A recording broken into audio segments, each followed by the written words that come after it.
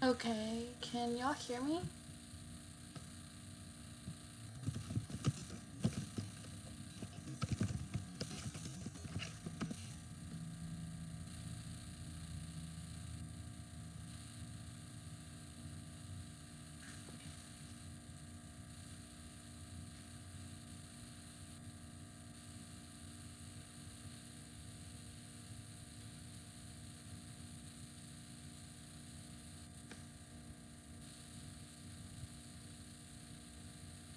Okay, so you can hear what I just said just now.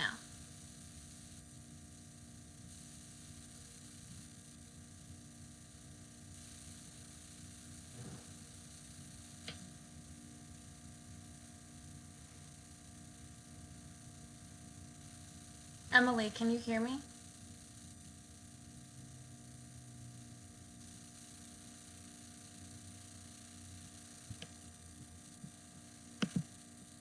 Okay, cool. So y'all can see my slides and everything, right? Like you can see what's right here. Okay, cool. Perfect. Okay, so we're gonna get started. This is super weird because you can't see my face. So, this is gonna be Active Minds General Meeting 4. Today is March 17th of 2020. And so I want y'all to sign in by leaving your first and last name as well as your banner ID, and that's the one that's ABC123 in the comments. I don't know if this is possible, but give us a like if you can and comment about what you learned or what you liked through this kind of meeting video. It's super weird. Somebody's asking how to comment. How do you comment on this thing?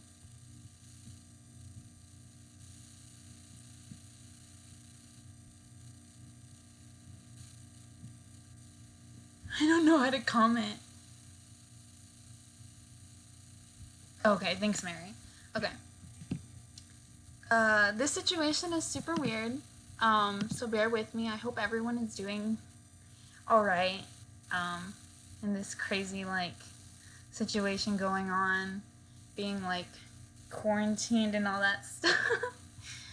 Okay, so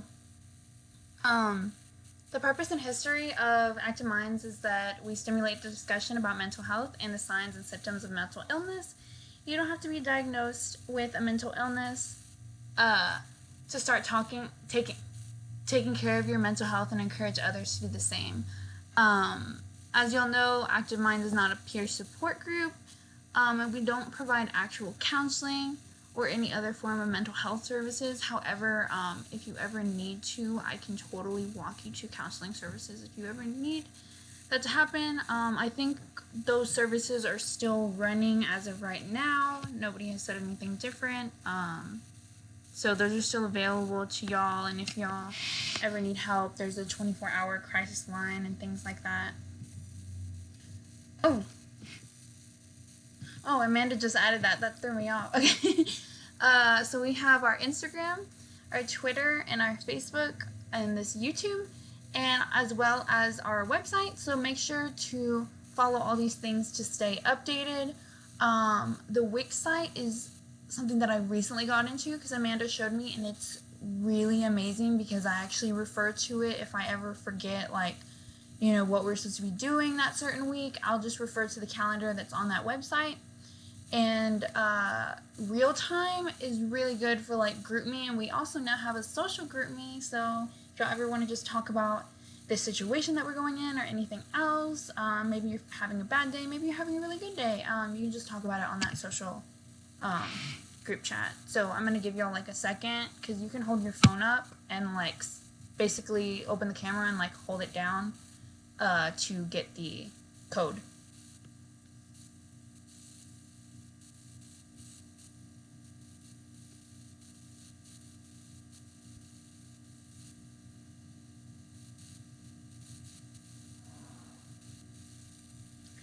Um, so I didn't know if y'all knew this, but your tuition includes mental health services from counseling in the form of individual and group sessions. That's actually the room where you can find it. It's next to the rec center. That's the number you can call. And I actually got to find out that these services, they all depend on the issue and that'll determine how many sessions you end up having. So if it's a very serious issue, odds are it's going to have like endless and endless sessions or whatever. But they're all free for y'all to use. Okay. This is going to kind of be, this is the same, but it's definitely going to be more, I feel like y'all are going to start being able to do the active membership now, because after this, we have 3 more meetings, and the volunteer and the general events are much easier to do now, since you don't actually have to like attend them, and you can just do them via the documents that we're going to send links to on GroupMe and everything. The semester dues are still going to be need to turn in by March 31st, and those are going to be $20. You can give those to Emily via Cash App, and now we have a Venmo, and I don't know if she can comment in the thing like what the Venmo and the Cash App are, so y'all can send that right away, or when you can. So some perks of this are eligible for officer positions, cords for graduating members, and all that good stuff. And I know now it's like super confusing, but at least try to be an active member and everything like that if you can. I would really appreciate it. And we're still going to do the cords and everything. Even I have no idea what's going to come out, if there's going to be a graduation, whatever. Like, just work for it and we'll get you them. So some officer positions available for fall 2020 are going to be treasurer, fundraiser coordinator, and volunteer coordinator. To apply, submit a PowerPoint to our Gmail, including the following about yourself: previous experience, goals for the organization and the position you are applying for, and finally a picture of yourself by April 14th. And something about this is that I created that social chat because, one, I wanted y'all to feel comfortable just talking in general, but preferably these people that are applying for officer positions, I do want to talk to y'all and I do want to get to know y'all more, because I want to make sure y'all are a good fit and we get along well and all that other good stuff, and you're just an overall general good person. I'm sure all of y'all are, but it gives me like a better idea and things like that. So this is going to change. Okay, so upcoming meetings, they're going to be held via YouTube Live. This may be subject to change if I like the format, if I don't like the format. It's actually throwing me off that I can only see this screen right now, so I can't see y'all's comments and everything, so I don't like that really. But on March 31st, we're going to have our meeting about autism awareness, and that's going to be done by Miss Emily Hahn, and so I'm probably going to text her how to do this if she wants to do this route or however she wants to do it. And we're going to have on the 14th of April, sexual assault awareness, and this one, the last one, I have no idea, because even the 14th one, we're allegedly supposed to go back on the 13th, so I have no idea what the event people did in regards to our meeting spaces, if they just canceled them all or what they did, so I have to go in and check. But as of right now, the 3 last meetings are going to be YouTube Live, so it's more accessible to y'all. So upcoming volunteer events. Since everything kind of changed, to donate, to get a volunteer credit, you could either donate to Goodwill, Salvation Army, or anything like that. Any used clothes or items you may have, just provide proof. I know I've donated stuff to Goodwill before, and they give you like a form or something. You can just send that to me on text message or DM or whatever. If possible, feel free to volunteer at any place of your choosing. Just provide proof. I put a really big if, because I don't want y'all's safety to be compromised or anything like that. So if you want to, feel more than welcome to, but we have other options to where you don't even have to go outside, really. Donate $6 to the Active Minds via Cash App. We have our Cash App, which is the $ Active Minds UTSA, and now our official Venmo, which is active-minds-UTSA. And the other one is going to be our tabling events. For those, I will have activities attached to them to receive volunteer credit, like I'm doing the general events. So it'll kind of be questions that would have been needed to answer during the tabling, if that makes sense. So for like, we were going to do autism awareness. So one of the questions on the tabling volunteer activity would be, what is autism? How should you behave around? What's the proper way to behave to people with autism? Things like that people would have came up to us and asked us about. So you would just have to answer those. Y'all can use Google. You can come up with your own answers. I don't mind either way. No format or anything. You don't even have to use resources. I don't even care. You can copy and paste. It doesn't matter. As long as it gets done, you'll receive volunteer credit. And just include your first name, last name, and banner ID so we can mark you off for credit. And then upcoming general events. We're going to have, well, we already had the self-care bingo activity. And on the 20th, we're going to have the Insecurities That Make You Special activity.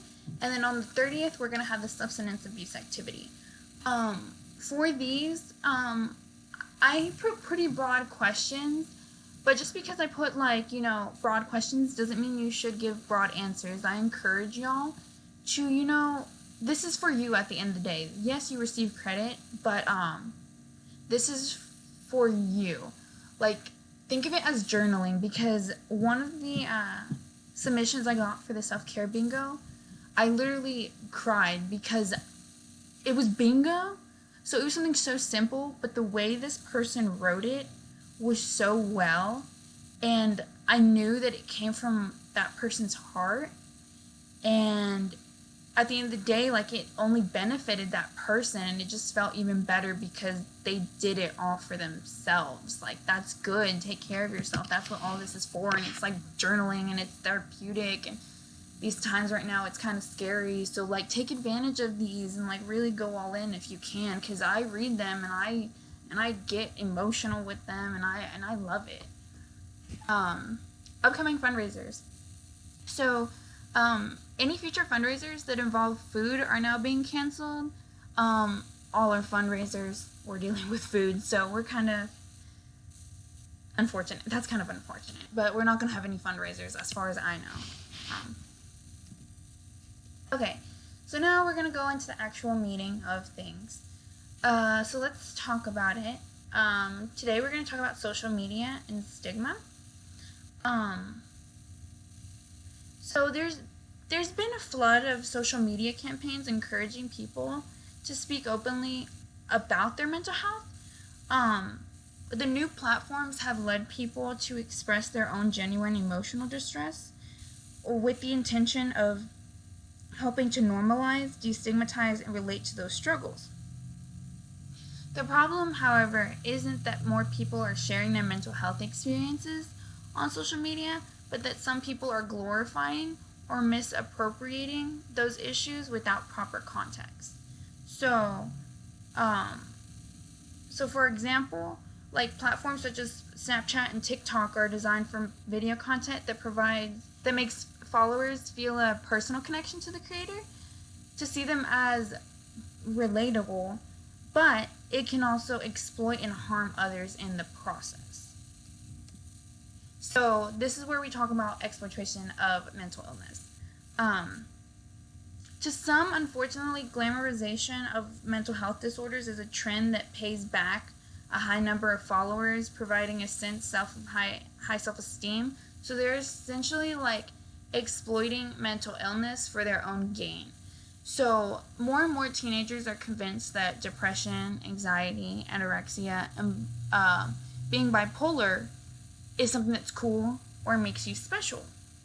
And although we are all special in our own ways, our mental illnesses don't define us. We are something outside of that. You know what I mean? And so there's a study that focused on a specific type of Tumblr and Instagram post, which blatantly glorifies mental health issues through specific hashtags. By portraying them as appealing on social media, the research suggests more people identify with these misrepresentations, which can lead to all sorts of harm.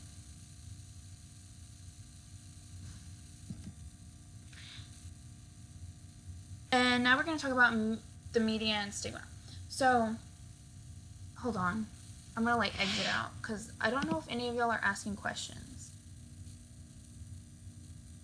Does anyone have questions about the thing? Kennedy B, I'm going to go ahead and you can submit the self-care bingo activity. You can do that. Okay. I'm having a meeting. Sorry.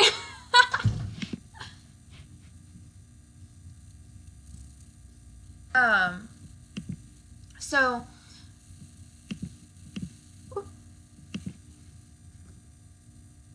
stigma is one of the most significant factors that prevents people with mental health disorders from seeking help. As a result, there has been an increased effort to destigmatize mental illnesses. Many public figures have come out about their personal struggles with mental illnesses.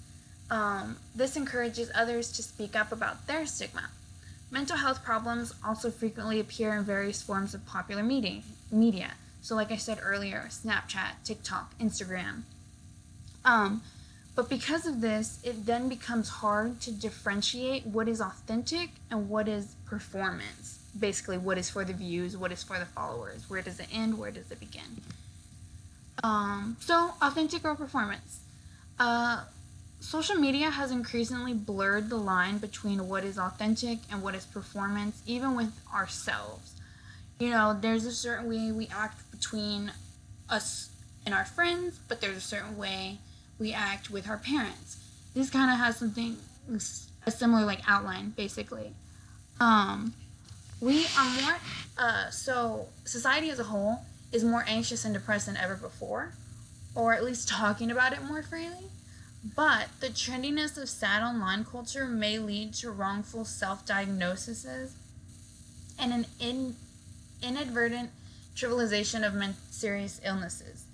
So, while posting about something that upsets us may feel real on the outside, for some it may be a new way to fit in online. So this can be defined as the sad online culture. The rise of the sad online culture is that mental health symptoms, So an example of this would be mental health symptoms that I experience are not the same as the depression I was hearing about and seeing among my friends who don't have actual depression. So I noticed that word was being loosely used to describe feelings that did not reflect what I was necessarily experiencing. Many peers casually describe normal negative emotions as depression. So it's very important to know how to distinguish between feeling just sad and feeling depressed. Sad is temporary. Depression is going to be more permanent. That's something to, and I know it's we're being funny, but seriously, that's not something to joke about, because I personally struggle with it. I know a lot of people who also do struggle with it. It's not something to joke around about, because it's not like we wear it like a badge of honor or anything. It's not something we're proud of. And as much as I want to end the stigma, there still is stigma around it. So it's not fun when people basically poke fun at it and everything. Because then in this process, we begin to think the struggles of mental illness may not feel legitimate. And this can cause major issues for those who are genuinely suffering. So we have this sad online thing that I said. So social media is starting to shift to being sad online. Although there are a lot of people who are opening up about their serious issues to the world, Others are taking advantage of the platform to get attention by being relatable and almost making fun of mental illness, like I said. So they're treating mental issues as if they're cool or trendy or something like that. So basically, this slide is describing that trendy emotional distress on social media is a part of a lot of the popular accounts on platforms. This is often done by retweeting reliable statements on Twitter accounts or commenting same on an Instagram post, or when someone does post something happy, they include a self-deprecating caption. So I kind of give an example of each of these right there. So the one where it's like they're like tweets, those would be like the reliable statements. So they're just like, they can be like, kind of funny, and you just like, because it makes it funny because you're like, oh my gosh, that's so like relatable, but you don't realize like the certain like precautions it has. And same thing for like that, like I think that's Tinder. I don't even know. Where she's like, I hear you like bad girls. I'm bad at everything. That would be the example of something that's supposed to be happy. Like she's supposed to be finding a date, but she includes something that's essentially trashing herself to make people like, oh my gosh, that's so hilarious. Let me go out with her. She hates herself or something like that. So, I also wanted to include that this kind of trend of, it's a competition of basically who has the worst life. So you're going to hear a lot of like, who is the most sad? No, I'm the most sad. Who's the most anxious? Like, are you kidding me? I'm so anxious. I have the most like messed up family. Like, how dare you compare yourself to like me? It's like it's like a competition of who has the crappiest life, and that is no way to live. That's really bad. Don't live like that. Okay, and so then we're gonna talk about the feelings of inclusion that come with this being sad online. So, for some people, especially when you're young, there is a bit of a pull to join a group, and a group of people with social anxiety or depression feels like you can easily join because they're going through the same things you're going through, and it's just like, wow, like I can see myself with them because they know my pain, they know my struggle, anything like that. In these jaded times, memeing, tweeting, Instagramming, and TikToking about anxiety and depression isn't just for coping. It can act as a guise of honesty, especially to youth desperately seeking authenticity and connection in a virtual social environment that tends to distort it. That's not to say that we shouldn't or can't talk openly about mental health issues online, but I personally believe that the popular social media discourse around mental health is often too far from the truth to be helpful.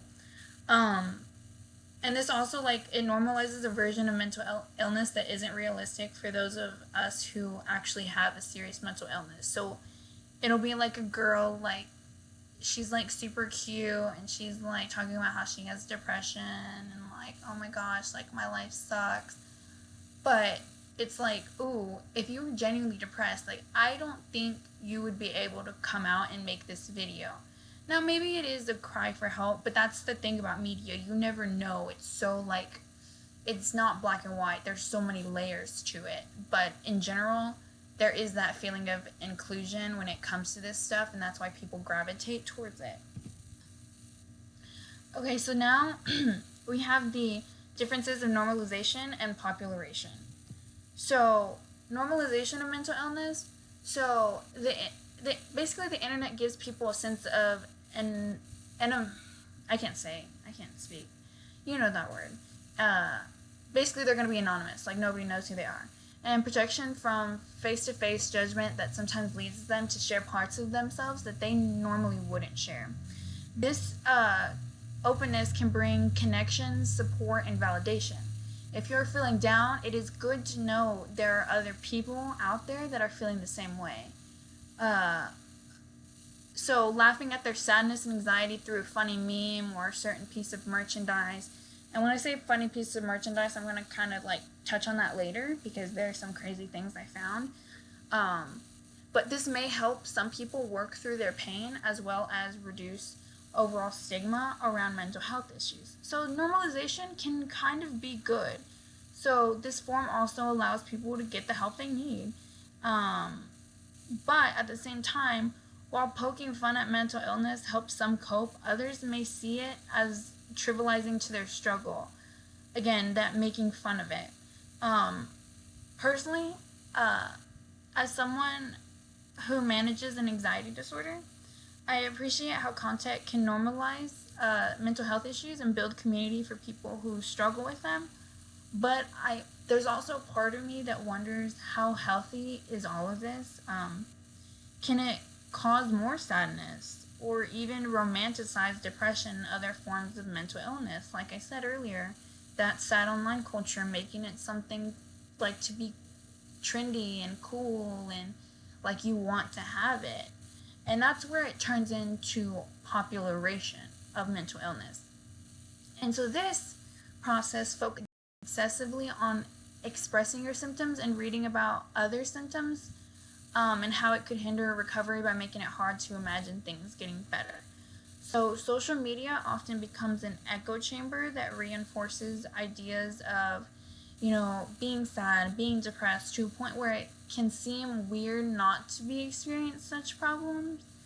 And I know we've all seen that, where it's like every single college student meme is like, I have insomnia, because like they didn't sleep until like 3 a.m. and you're just like, oh, I guess it's common for me to like, have insomnia or have anxiety because this test or whatever. Various media play a role not only in blurring the line between normal emotion and mental illness, but also make some people feel worse by creating situations where negativity brings negativity. So this form is like basically social media backfiring, and worsening the mental health issue symptoms. So, hold on. Individuals experiencing normal mood swings or sadness post their concerns as worries about being mentally ill, and these posts contributes to an online culture where mental illness appears increasingly basically like, oh, everyone has it, like I said earlier. And this form is the opposite of normalization. This one is the glorification of these issues. And so obviously with these two, the normalization and popularization, there's good and there's bad. So although the normalization of mental health is good because it reduces the stigma behind the illness and lets people know that they are not alone, social media tends to glamorize the issues rather than be advocates for the problem. So here's the upside of it. Normalization and popularization have significantly reduced the stigma associated with mental illness. Like, people are talking about it, like, it's okay to have it, like when you're online and stuff like that. Allowing society to become more empathetic and supportive towards those experiencing mental illnesses, which creates a more positive, help-seeking environment throughout communities. Normalization of mental illness has caused a shift in how people view mental health overall, and more people finally recognize the severity of mental disorders in some kind of light. Because again, you can never tell if they're being serious or being joking, so that's all dependent on the person. Here's the downside of it. Despite the good aspects of normalization and popularization, the downsides include creation of a culture and environment that contributes to misinformation and distorted notions about what is and what isn't a mental illness. This trend leads to widely characterizing normal emotions such as sadness as depression, and to increases in misdiagnosis and misprescriptions and prevalence rates. So an example of this would be the misuse of words. So oftentimes people joke about having a mental illness. Even people suffering from severe mental illness joke about it. When someone claims to suffer from a mental illness, some people assume that they are clinically diagnosed. Others may think they are just experiencing some temporary sadness. The inability to actually tell if someone who uses the word mental illness is clinically diagnosed creates referral dilemmas for professionals, family members, and peers. It further erases the distinction between normal emotions and severe mental illness and makes it harder for decision makers to appropriately allocate resources. So when you throw around words that aren't truly what you mean, it can have major consequences. So, being nervous does not equal anxiety. Being sad does not equal depression. Cleaning things does not equal OCD. Mood swings does not equal bipolar disorder. And not sleeping until late at night doesn't mean you have insomnia. So it's like things like that you need to learn. People need to learn distinction between these two things because they are completely on different ends of the spectrum. And you can't just say like one day you, hopefully this never happens, but you fail the test and you're really sad. But you can't say, oh my gosh, I'm depressed. Maybe if you were actually like clinically depressed, which if you don't know, I would consider getting professional help or something, but you can't self-diagnose yourself because then it gives the idea that everyone else can, and then that word is going to lose meaning. That depression, that genuine depression, is going to lose the meaning of what's all behind it.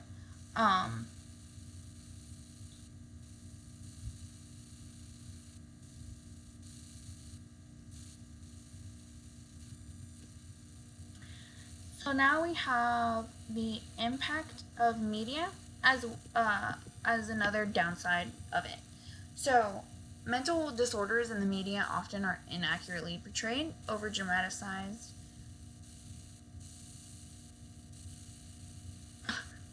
Sorry, somebody just said something about Pop Tropica. Mental disorders in the media often are inaccurately portrayed, over dramatized, and even romanticized. As popular presentations increase, so does superficial familiarity and a sense that severe mental illness is the commonplace.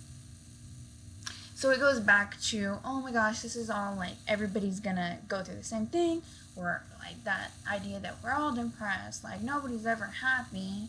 Like that's what media is essentially doing to this generation and everything like that. Social media's easy and enticing access has resulted in a bandwagon effect with increasing numbers of posts about mental illness. This is further erasing the line distinguishing normal emotion from severe mental illness. So, I'm going to show y'all some examples later. But if y'all ever heard of the, I think it's like mental breakdown check or whatever, it's like a huge like trend on TikTok, essentially like exploiting mental illness. And so now we're going to talk about the betrayal of media. So how, like I said earlier, like, oh, you might think it's funny, but others might. This all comes down to how a person portrays the media, and it can basically come down to if they are a creator or content consumer. So let's talk about the consumer part. So reading a stream of conscious Instagram posts may give you the rhetoric of sadness and loneliness, but the emotional piece of that isn't there. The deeper processing that helps people really come to terms with their pain and understand themselves through it, that's hard for that to happen in that space. People may scroll through social media expecting healing, but this is very important. But it's not going to provide nearly the same journey or process as actual therapy. I've seen a lot of compilations of videos where it's like TikToks or Vines that cure my depression. I love y'all, but videos aren't going to do that. You're going to, like, if you're genuinely depressed, you're going to have to seek out help, whether it's from a friend, an actual professional, or whatever. Like, you're not going to find everything in your phone. And that's unfortunate to think about, but it's true. Like, you can't use that for healing. You can use it to get away, but the point of healing is that you need to eventually take on your struggles, and that can't be really done with social media. By consuming this content, you're normalizing the rhetoric, but you're missing the element of how painful it all is, which may glamorize mental illness. So, This kind of thing can be seen when a creator makes something so appealing that somebody wants it so bad. The consumer wants to have it. So I literally was like dumbfounded when I saw this example. So this one girl, it was like a research professor, and her her grad student, was literally wishing for a diagnosis. She was wishing for medication, because she sensed that is what made people unique and interesting, having a mental illness. She really wanted a bipolar diagnosis and a prescription, because she wanted to probably receive validation that a mental health diagnosis makes you interesting and special.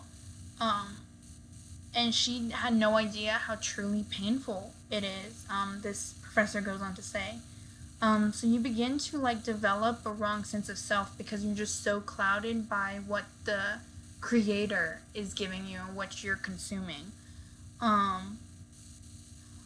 I also worry that social media portrayals of mental illness as quirky and or edgy may lead some people to see it as something they could try on.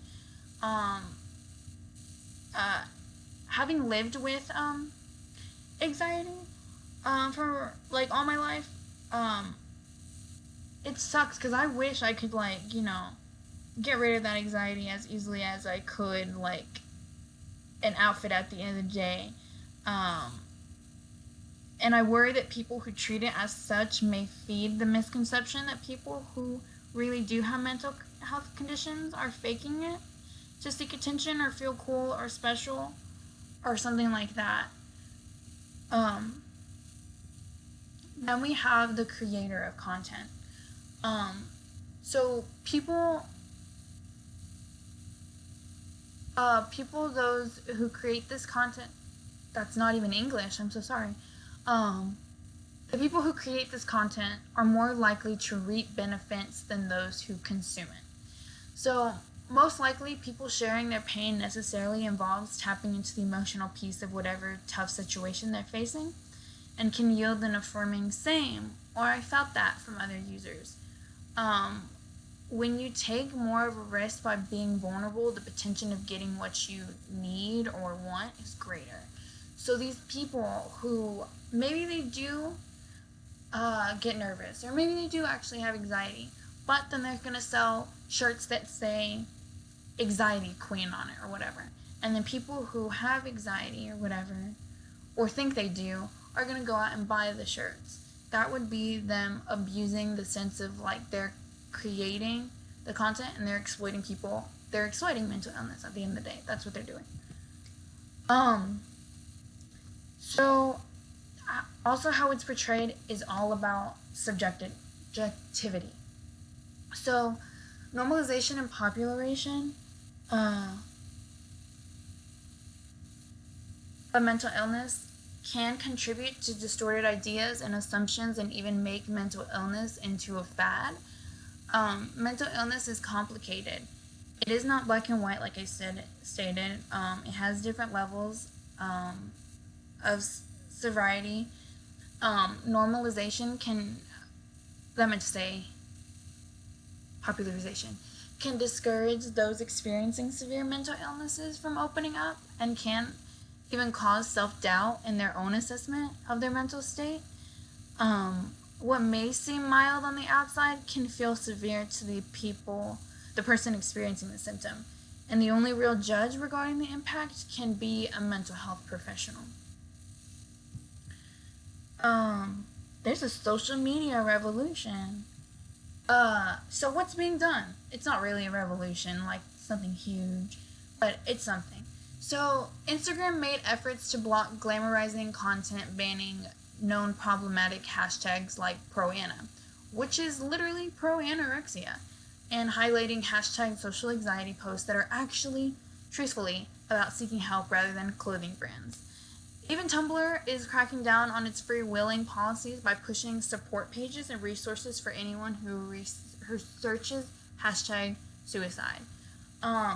This one was crazy to me that they even had like hashtags like this.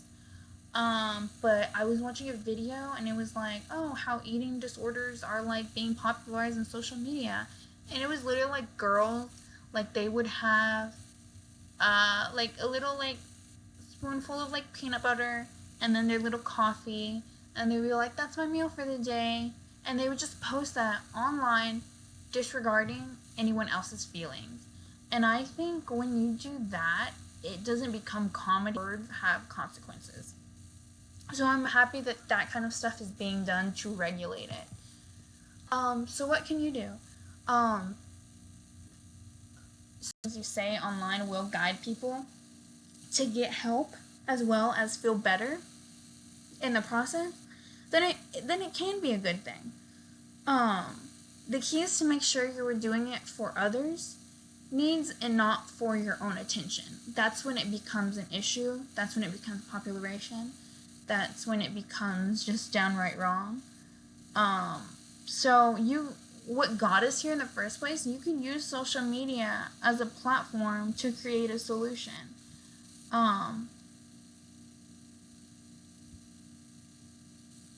Yeah, just make sure you're doing things that actually make others feel good. That's all I can say.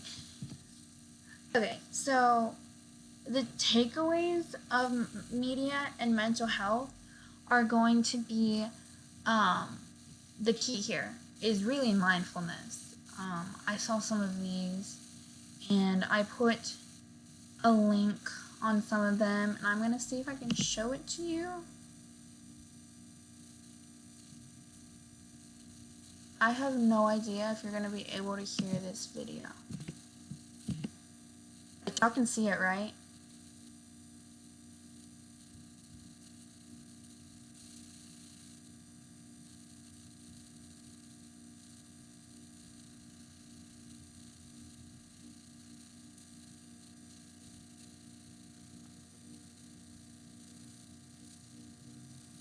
Okay, hopefully y'all can hear this video that I'm about to play.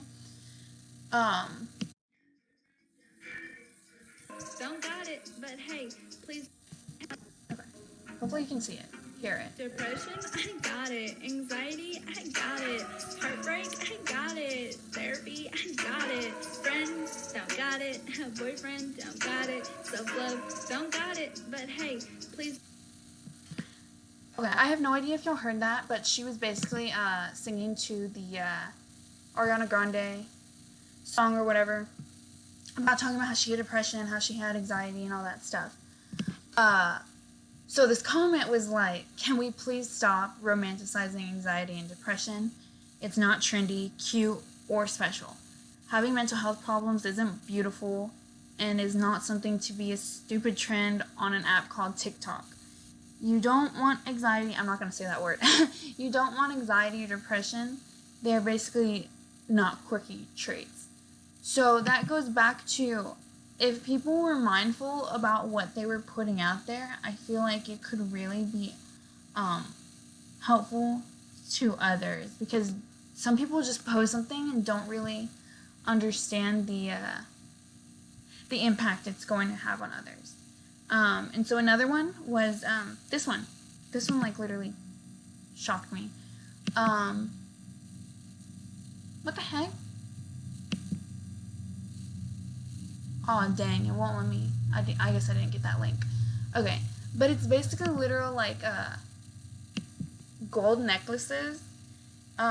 One that says depression and one says anxiety. And so this one girl commented on it and she goes, I hate this. I wish I could take my anxiety off like a necklace. But instead it's like a choker that gets tighter and tighter when I go out in public or lay in bed at night or whenever it wants. Romanticizing mental illness isn't cute. Making profits off of mental illness isn't cute. Again, it all comes down to knowing what you're putting out there. And I'm not saying stop having a funny bone in your body. If you think that stuff is funny, go out and like it. Keep doing you. But just be mindful, if you are gonna be a mental health advocate and do all this stuff, be aware of this and be aware that your words do genuinely have meaning. So another thing that I was talking about was that eating disorders one. And so I have seen this all the time when there's like a really attractive, thin girl or whatever. Okay, that was weird, sorry. But yeah, it's not something you should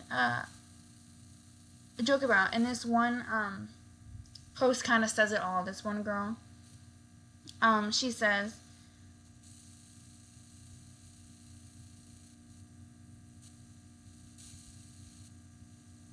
I don't like it when people basically brag that they forget to eat, and it makes her upset. And she understands there's things such as medication, anxiety, sickness that causes lack of appetite, and the act of forgetting to eat itself is literally not what she's talking about. She's talking about the girls, guys who literally come up and are like, OMG, I totally forgot to eat all day yesterday and I'm not even hungry. And it makes her feel bad, especially when she's eating a donut or something at 7 a.m. It literally makes her not want to finish it. She's someone who has a very toxic relationship with food, and that she uses it as a main coping mechanism and has a bad binging habit. But no one seems to recognize an unhealthy relationship with food unless it's lack of eating.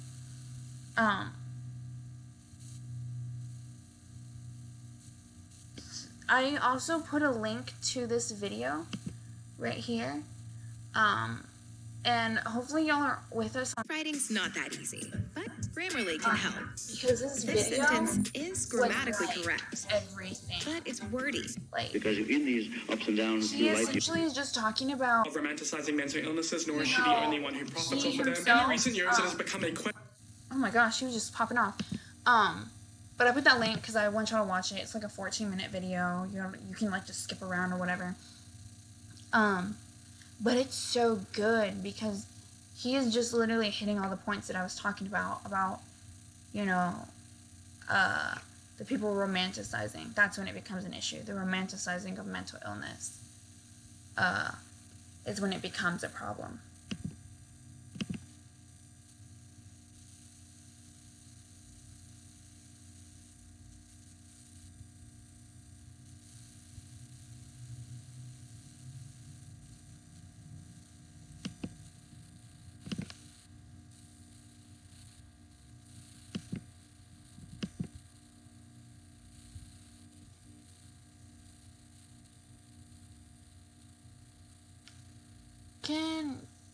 Can y'all still hear and see the video and everything?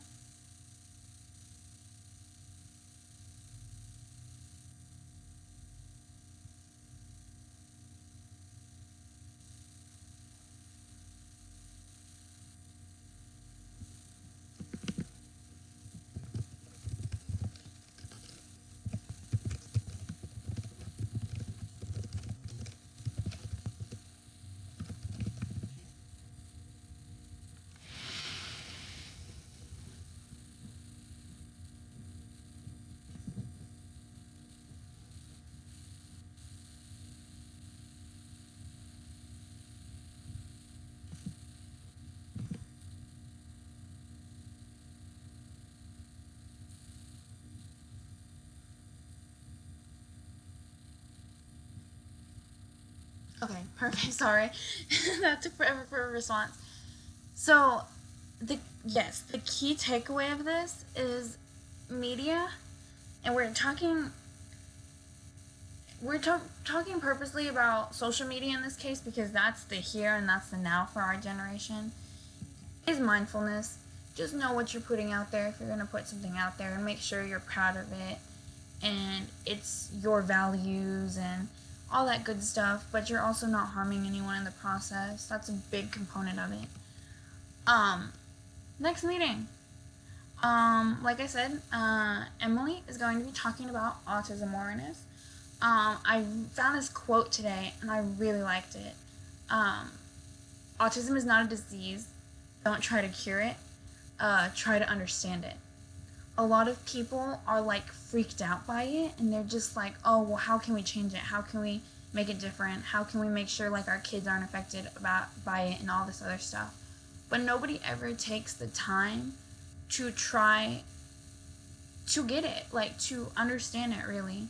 I have a cousin with autism, and I can just say, I can hold up a normal conversation with her. I can do all the things that I would normally do with anybody else. So you should never just assume that they have, they're different, so they're gonna be different, all these other aspects. They're really not. They're human, and they think, and they do the things that we do. Don't forget to pay dues. All of this is kind of like, I'm sorry for my language, all this is kind of shit now, because like you can Venmo us money and stuff like that if you want a shirt, but your girl can't give you a shirt because I'm not there. I am too paranoid to go back, to be honest. So main thing is pay dues, check out resources, and when I say resources, go to the GroupMe. There's a bunch of like stuff about the virus if you're having struggles with that. I'm a resource. Come talk to me. I'm an open book and everything, and I'm just here. Also, the resources of counseling. So check that out if you're going through some really tough stuff and you just want professional help. Check it out. Use it to your advantage. Finally, self-care. Self-care is amazing. It's awesome. Never forget to do it. I know for sure, like, I am going to go hard on self-care, like, this week. Like, I'm just gonna do it. I need to do it. So, here's some examples of self-care. So, you can take a day off, sleep, drink some water. I know the water is freaking gone in, like, every grocery store, but, I mean, we have refrigerator, sink water, hopefully. Light a candle, face mask, binge watch TV, sing like no one can hear you. Right now, my throat hurts so bad, it feels like I've been doing that. Exercise, dance like nobody's watching, declutter, get organized, social media detox, leave bad relationships, read, write a list of compliments to yourself, talk to someone. Please do not just trap yourself inside your room all day. If you are home alone for whatever reason, come talk to me, DM me also asking my number, and we can have a phone call. We can just like, yay, color, hug someone. If you don't have anyone out in the house, freaking hug a pillow. Like, there's like so many other things that you can do. Listen to music, eat healthy food, and what I didn't do in that entire thing is breathe. And so I found this quote, self-care is not selfish. You cannot serve from an empty vessel. I love this so much because I literally had a conversation with my best friend, and she was like, when does self-care become selfish?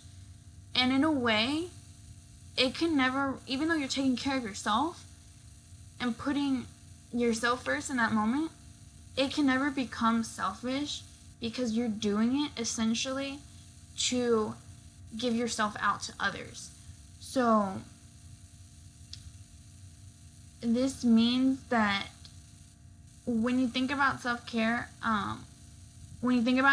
self-care is a much needed process that allows you to keep fighting and allows you in the end to help others.